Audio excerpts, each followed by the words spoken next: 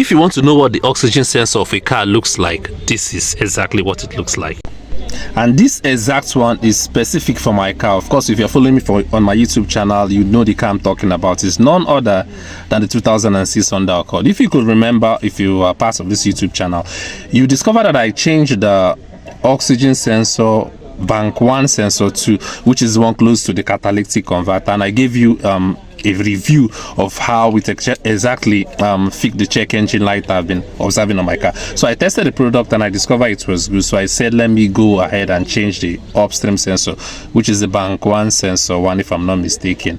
So in case you're having a P0102 error codes on your car, if you're observing it after diagnosing your car, I think you should go ahead and change your oxygen sensor. That's the one that is close to the engine. So this is what I want to change this time around, not the other one which is underneath close to the catalytic converter. So let's change it and see how it works.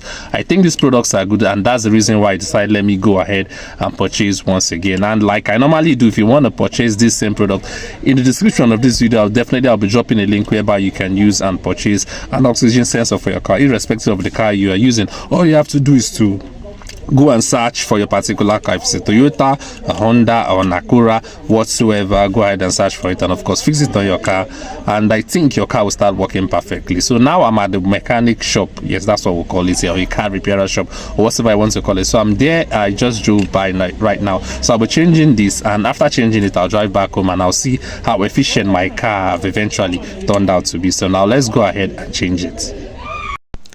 So this is the moment the mechanic was actually under my car. He was trying to remove the old one before replacing with the new one I'm holding with my hands. And though please ignore the dirtiness of the engine of this car, please don't look at there. Ignore it because I've not cleaned it for a while, because men are always busy with one thing or the other, but neglect that. So this is the mechanic underneath my car engine, trying to remove the old one. Then he'll bring it out and of course replace it with the new one I was holding in my hands earlier on.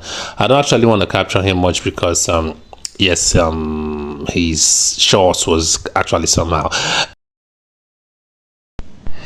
And could you believe we finished very late yesterday? What happened is that I actually went to the mechanic shop when it was about to get dark in the evening. So we finished late last night, and of course he replaced the oxygen sensor I showed you, and everything works fine. So remember, there's no code that came up on my dashboard, but I have to change it because I changed the last one. I see that it worked perfectly, so I said let me decide and change the upstream sensor, since it's been a while I actually replaced it. So that's the reason why I did so. So everything worked perfectly fine, and that's why I'm doing this video early morning the next day after shooting the last video. So everything was perfectly fine. Like I said from the start, if you actually want to get a new oxygen sensor, O2 sensor like you call it, for your car, despite the car model, be it Honda, Toyota, Acura, whatsoever, definitely go to the description of this very video. I'll drop a link whereby you can easily purchase yours at a cheap rate, and it will get shipped to you,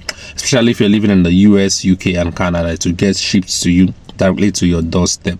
Like I would normally say, it's an affiliate link, so once you make a purchase via that link, you're actually trying to boost this channel, and you're actually giving me a thumbs up for what I'm doing in this video. But remember, this YouTube channel is not dedicated to cars alone. It's a technology related channel, but this I do chipping car maintenance and car tips once in a while. So go to the playlist and watch other car related video and get your car fixed. So with that, we've come to the end of this video. It's a short ride, and we've come to the end because I've showed you so many processes on how car works, how car diagnostic tools work, how you can detect codes, how you can fix various parts of your car.